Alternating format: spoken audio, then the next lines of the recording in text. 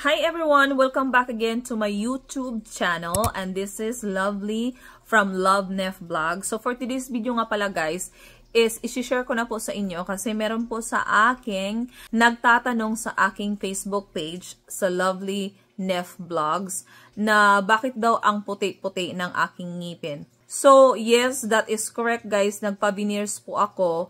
Ang aking pinagawa is veneers composite porcelain. Sa Pilipinas po ito.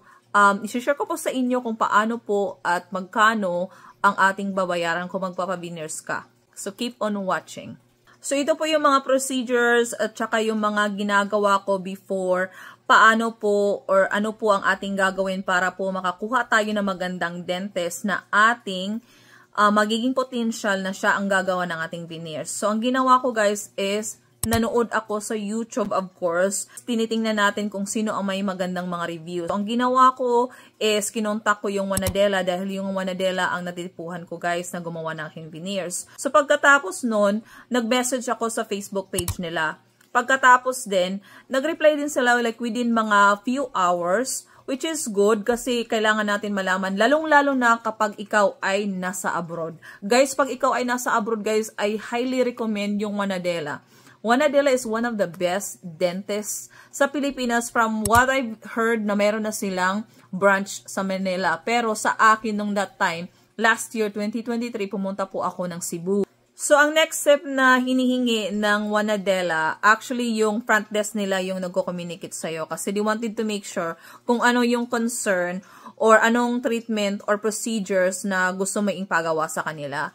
So nangyari, kasi nga I'm from Hawaii sa US, so paano ako makakapag-evaluate ng aking mga concerns or kailangan nilang gawin? So ang ginawa nila is humingi sila ng full mouth coverage ng aking ngipin. So ang ginawa ko talaga, as in talaga, nakipag-cooperate ako sa kanila kasi kailangan nilang malaman kung ano talagang yung structure ng ating ngipin din ha.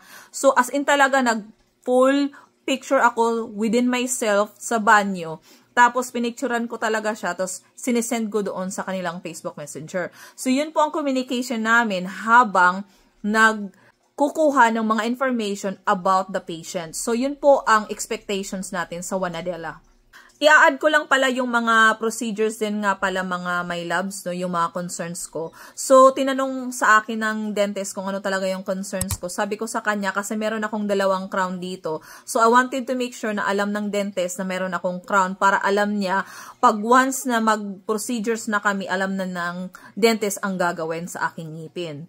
So, pagkatapos ng evaluation via Facebook Messenger, yung picture na hiningi ng front desk, nagtanong din ako sa kanila kung magkano or ang presyo ng kanilang veneers. So, binigay sa akin kung magkano, it's by, for example, kung composite porcelain kasi yun ang pinili ko. So, 1 each or 1 pair tooth is 19,500. That was 2023. So, 19,500. So, yun po ang binayaran ko. Pero, of course, kasi ngayon 2024 na, siguro ko tumaas na yun ang mga presyohan nila. So, kailangan po alamin po ninyo, punta po kayo sa website nila or sa Facebook Messenger nila. Magtanong po kayo ng mga current or updated amount kung magkano na ngayon yung 1 pair tooth ng veneers. Kasi iba-iba po sila, iba-iba po yung mga presyohan nila. So, pagkatapos ng mga questions and then combo namin sa Messenger, so, nag-set na ako ng date at saka nagtanong na rin yung dentista kung kailan ko gusto gawin yung procedures para ma-set nila. So, nagbigay ako ng date kasi nga bawal ako makapag-travel before 1 month kasi nga napaka-hectic ng aking schedule. So, ang ginawa ko, nagbigay na ako ng date para ma-set na nila at ma-secured yung slot. So, pagkatapos nun, nag-prepared na ako sa aking gagawin at saka pumunta ako ng Cebu para po pumunta sa kanilang dentist location. Kasi yun pa lang yung location nila before. Kasi yung Manila is, I think, just currently lang nagbukas sila within 2024.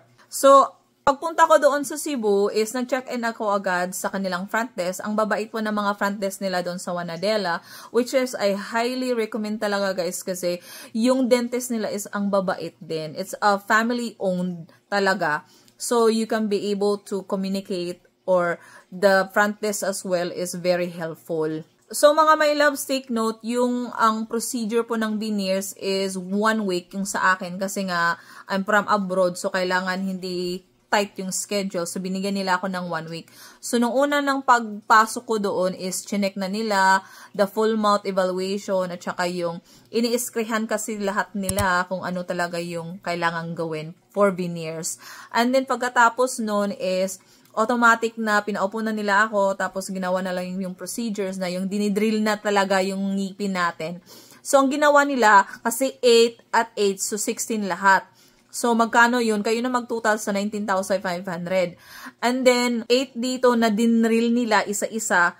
Ang effect talaga nun, mga my loves, is yung crunchiness na parang dinidrill yung ngipin mo na parang, oh my God, di ko ma-explain na parang, yung hindi mo mapifeel talaga na okay ba siya or if not. Kasi yung iba kasi nung nag-watch ako ng mga YouTube nila, yung mga tutorial na sinasabi nila, as in talaga, na nagpapalagay sila na hindi sila mapifeel nila yung pain na dinidrill mo doon yung ngipin nila. So, yung effect nun. Pagkatapos nun is, nag-mold na sila ng yung parang pinakangipin mo, temporary ngipin mo. So, yun ang ginawa nila. After that, then pinauwi na nila ako. And then, sinukatan na nila ako before anything else para mahulma na doon yung pinapangarap nating veneers na ngipin. And then, after that, tatanungin ka nila kung anong gustong smile mo or kaninong smile ang gusto mong gayahin. Pero sa akin, sabi ko, sino ba dapat? Pero sabi nila, pero ito yung highly recommended namin, yung mga pictures dito. Ikaw na lang pumili. Pero, sabi ko sa kanila, ano ba dapat ang mas maganda? Sabi nila, ito daw. Ito ngayon na nilagay nila sa akin. Yun ang binigay nilang more proper sa mukha ko. Kasi it's also, yung anong hulma ng mukha natin is, yun din ang gagayahin nila. So, pagkatapos nun, pinakita din nila yung shades, kung ano, 1 to 20 ata yung shades na yun. So, yung pinakaputi, sabi nila, wag mong kunin yung pinakaputi kasi sobrang puti na yan.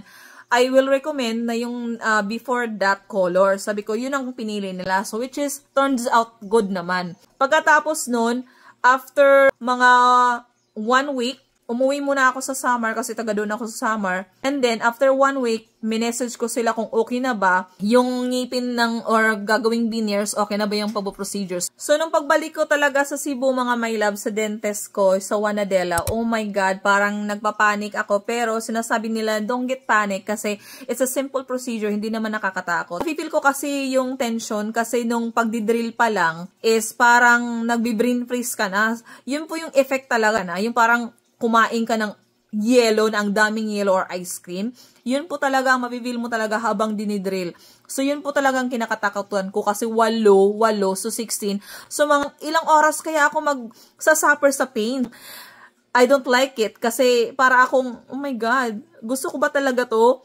But, it turns out good kasi nung after the whole procedure, they're very so nice, they're very funny kasi pinapatawa nila ako para maibsan yung nervous ko. So, yun ang pinakamagandang nangyari doon sa Wanadela. They're very accommodating sa kanilang mga patient. So, nangyari mga my loves, after the whole procedures, it turns out good. Nakangangalay nga lang kasi nga, di ba, you have to open your mouth for how many hours? Kasi parang mga 6 to 7 hours siguro yung procedures ng veneers.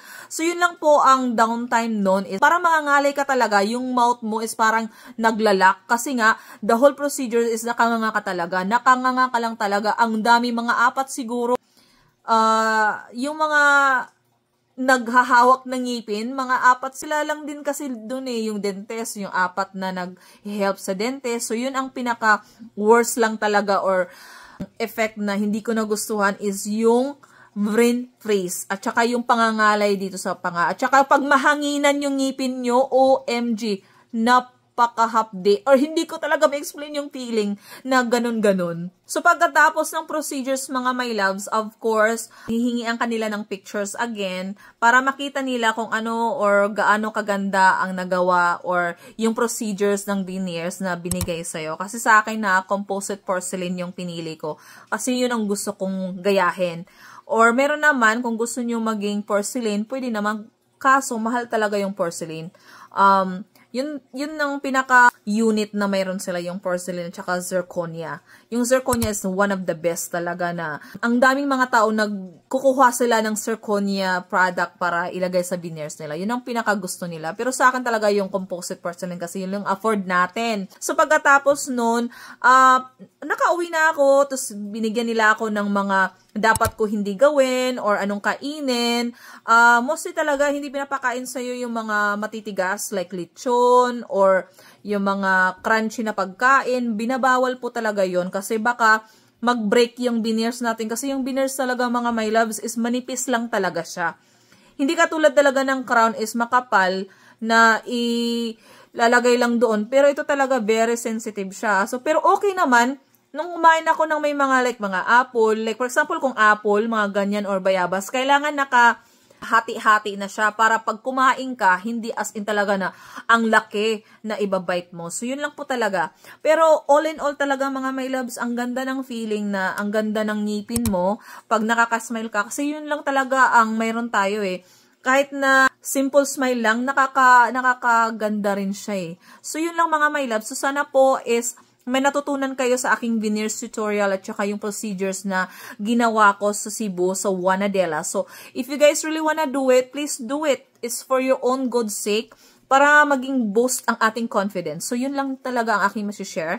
So, thank you everyone for watching on my YouTube channel. Please, don't forget to like, share, and subscribe on my YouTube channel. So, thank you so much. Bye, everybody!